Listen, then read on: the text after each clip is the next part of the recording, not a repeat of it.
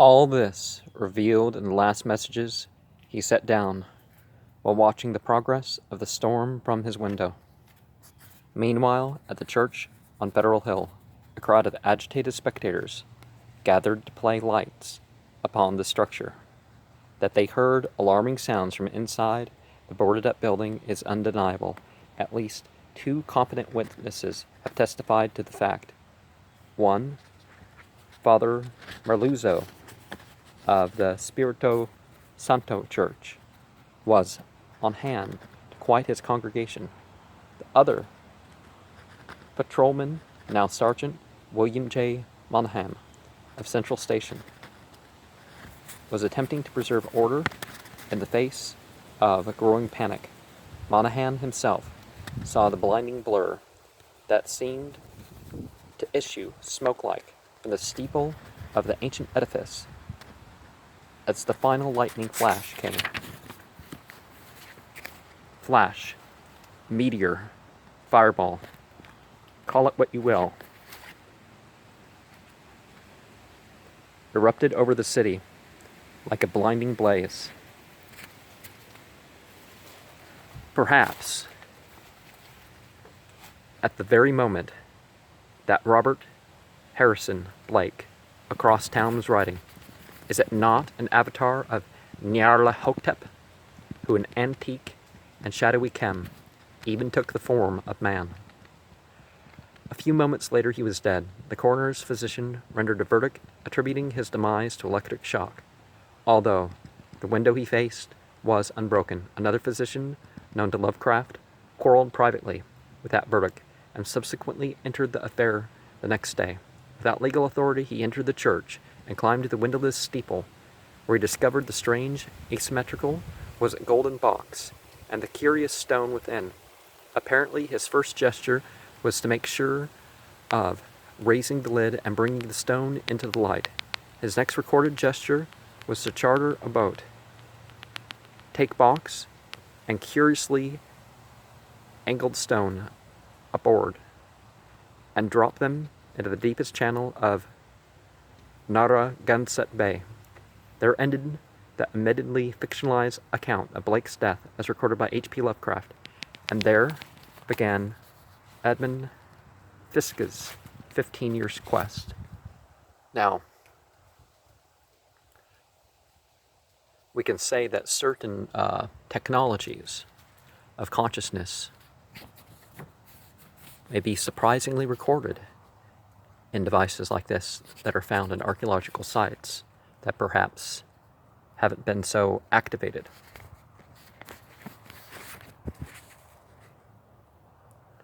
Fisk, of course, had known some of the events outlined in the story. When Blake had left for Providence in the spring, Fisk had tentatively promised to join him the following autumn. At first, the 2 friends had exchanged letters regularly, but by early summer, Blake ceased correspondence altogether. At the time, Fisk was unaware of Blake's exploration of the ruined church.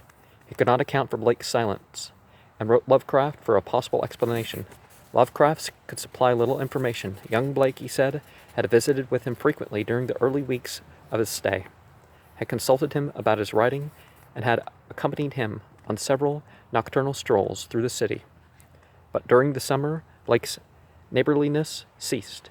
It was not in Lovecraft's reclusive nature to impose himself upon others, and he did not seek to invade Blake's privacy for several weeks. When he did so, and learned from the almost hysterical adolescent of his experiences in the forbidden church on Federal Hill, Lovecraft offered words of warning and advice, but it was already too late. Within 10 days of his visit came the shocking end. Fisk learned of that end from Lovecraft on the following day. It was his task to break the news to Blake's parents.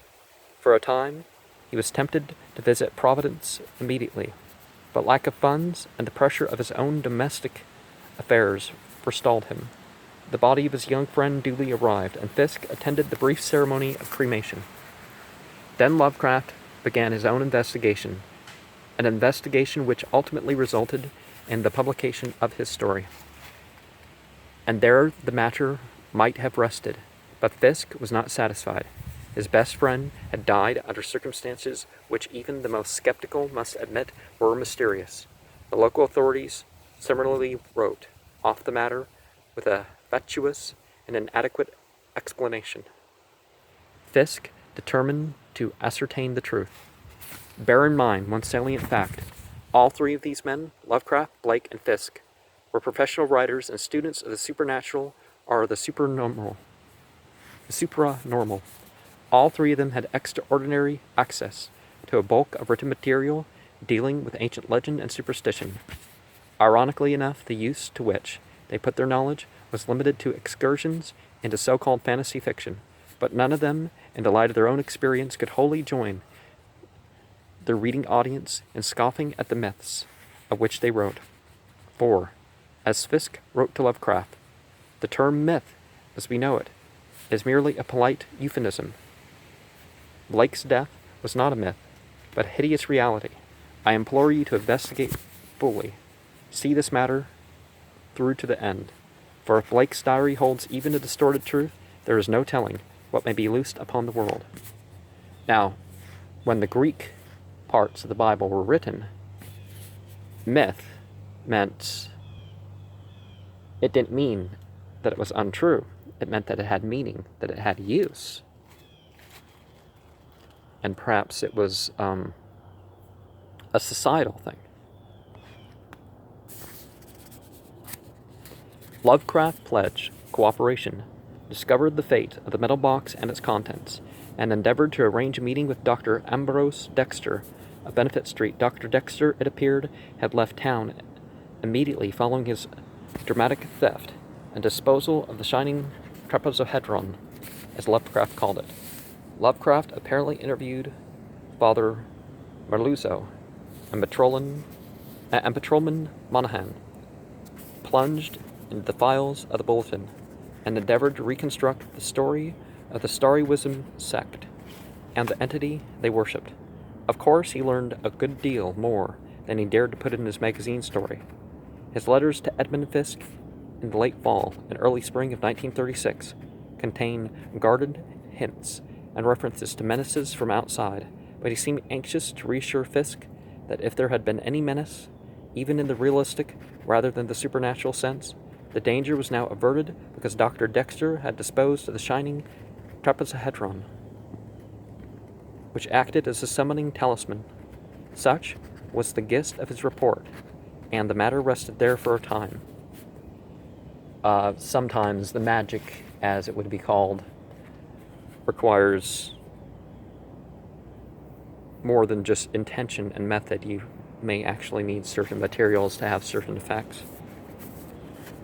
Fisk made tentative arrangements early in 1937 to visit Lovecraft in his home, with the private intention of doing some further research on his own of the cause of Blake's death. But once again, circumstances intervened, for in March of that year Lovecraft died. His unexpected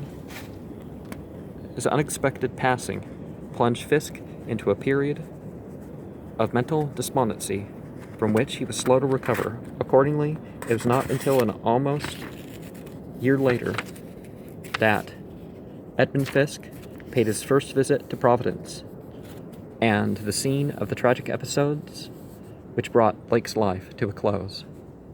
For somehow, always, a black undercurrent of suspicion existed. The coroner's physician had been glib. Lovecraft had been tactful.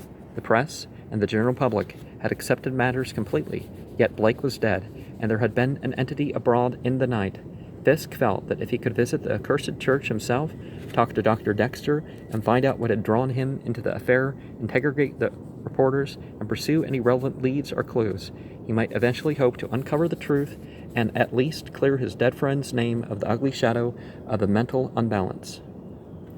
Accordingly, Fisk's first step after arriving in Providence and registering at a hotel was to set out for Federal Hill and the ruined church. The search was doomed to immediate, irredeemable disappointment, for the church was no more. It had been razed the previous fall and the property taken over by the city authorities. The black and baleful spire no longer cast its spell over the hill. Fisk immediately took pains to see Father Merluzzo at Spirito Sancto, a few squares away. He learned from a courteous housekeeper that Father Merluzzo had died in 1936, within a year of young Blake. Discouraged but persistent, Fisk next attempted to reach Dr. Dexter, but the old house on Benefit Street was boarded up. A call to the Physician Service Bureau produced only the cryptic information that Ambrose Dexter, MD, had left the city for an indeterminate stay. Nor did a visit with the city elder of the bulletin yield any better result. Fisk was permitted to go into the newspaper's morgue and read the aggravatingly short and matter-of-fact story on Blake's death, but the two reporters who had covered the assignment and subsequently visited the Federal Hill Church had left the paper for berths in other cities. There were, of course, other leads to follow, and during the ensuing week, Fisk ran them all to the ground. A copy of Who's Who added nothing significant to his mental picture of Dr. Ambrose Dexter. The physician was Providence-born, a lifelong resident, 40 years of age, unmarried, a general practitioner, member of several medical societies, but there was no indication of any unusual hobbies or other interests which might provide a clue as to his participation in the affair. Sergeant William J. Monahan of Central Station was sought out, and for the first time Fisk actually managed to speak to someone who admitted an actual connection with the events leading to Blake's death. Monahan was polite, but cautiously non-committal. Despite Fisk's complete unburdening, the police officer remained discreetly reticent. "There's really nothing I can tell you," he said.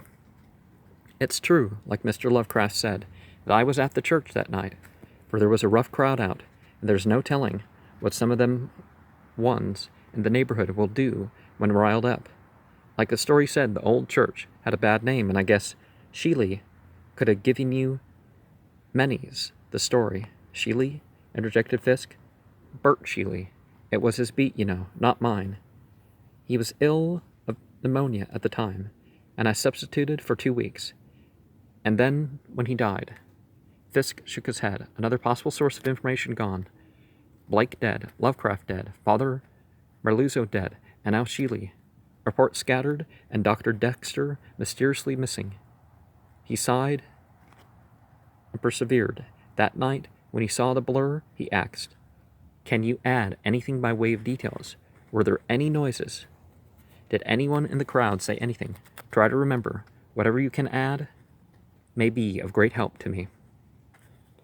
Monahan shook his head. "There were noises aplenty," he said. "But, what with the thunder and all, I couldn't rightly make out if anything came from inside the church like the story has it. And as for the crowd, with the women wailing and the men muttering, all mixed up with thunderclaps and wind, it was as much as I could do to hear myself yelling to keep in place, let alone make out what was being said. And the blur?" Fisk persisted. "It was a blur, and that's all. Smoke or cloud or just a shadow before the lightning struck again.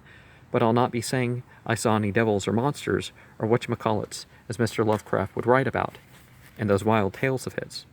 Sergeant Monahan shrugged self-righteously and picked up the desk phone to answer a call. The interview was obviously at an end, and no, people don't have the spiritual awareness that may come with a natural phenomenon. You know, it's not like that's proof that there wasn't something else with it. I mean, this is fiction, but you know what I mean. And so for the nonce was Fisk's quest.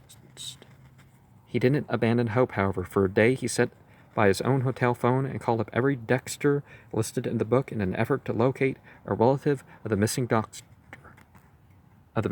but to no avail. Another day was spent in a small boat on Narragansett Bay, as Fisk assiduously and painstakingly familiarized himself with the location of the deepest channel alluded to in Lovecraft's story.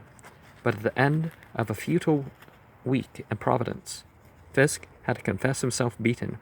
He returned to Chicago, his work, and his normal pursuits. Gradually the affair dropped out of the foreground of his consciousness, but he by no means forgot it completely or gave up the notion of eventually unraveling the mystery, if mystery there was.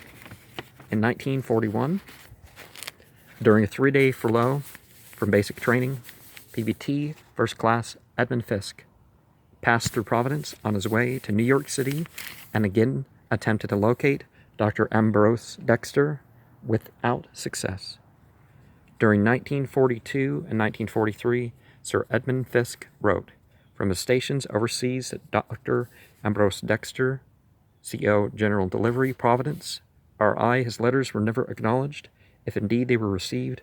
In 1945, a USO library lounge in Honolulu, Fisk read a report in, of all things, a journal on astrophysics, which mentioned a recent gathering at Princeton University, at which the guest speaker, Dr. Ambrose Dexter, had delivered an address on practical applications in military technology. Fisk did not return to the States till the end of 1946. Domestic affairs naturally were the subject of his paramount consideration during the following year. It wasn't until 1948 that he accidentally came upon Dr. Dexter's name again, this time in a listing of investigators in the field of nuclear physics. At a national weekly news magazine, he wrote the editors for further information, but received no reply, and in another letter dispatched to Providence remained unanswered. But in 1949, late in autumn, Dexter's name again came to the attention through the news columns, this time in relation to a discussion of work on the secret H-bomb. Whatever he guessed, whatever he feared, whatever he wildly imagined, Fisk was impelled to action, and it was then that he wrote to a certain Ogden Purvis, a private investigator in the city of Providence, and commissioned him to locate Dr. Ambrose Dexter.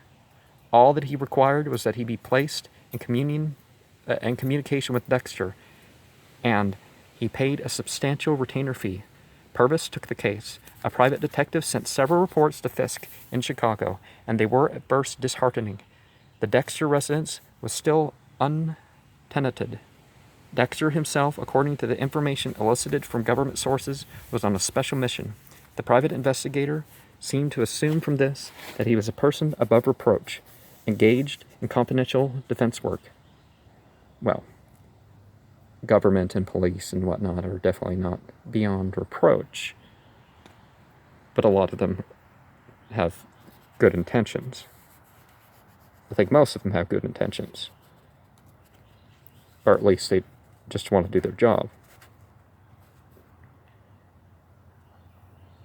The ones who don't have good intentions just want to do their job. Fisk's own reaction was panic. Well, I mean, there's some exceptions, but Fisk's own reaction was panic. He raised his offer of a fee and insisted that Ogden Purvis continued his efforts to find the elusive doctor. Winter of 1950 came, and with it another report. The private investigator had tracked down every lead Fisk suggested, and one of them led eventually to Tom Jonas. Tom Jonas was the owner of a small boat which had been chartered by Dr. Dexter one evening in the late summer of 1935. The small boat, which had been rowed to the deepest channel of Narragansett Bay. Tom Jonas had arrested his oars as Dexter threw overboard the dully gleaming, asymmetrical metal box with the hinged lid open to disclose the shining trapezohedron. The old fisherman had spoken freely to the private detectives. His words were reported in detail to Fisk via confidential report. Mighty peculiar was Jonas's own reaction to the incident. Dexter had offered him 20 smackers to take the boat out of the middle of midnight and heave this funny-looking contraption overboard. Said there was no harm in it, said it was just an old keepsake he wanted to get rid of. But all the way out, he kept staring at that sort of jewel thing, set in some iron bands inside the box, mumbling in some foreign language, I guess. No, 'tweren't French or German or Italian talk either. Polish, maybe, but I don't remember any words either. He acted sort of drunk. Not that I'd say anything against Dr. Dexter, understand.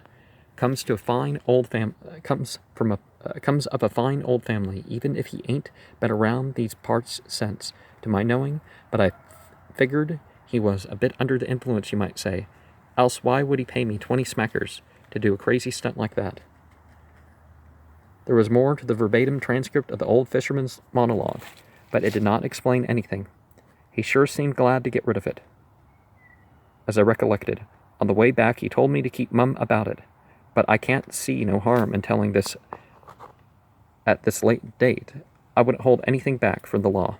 Evidently, the private investigator had made use of a rather unethical stratagem, posing as an actual detective in order to get Jonas to talk.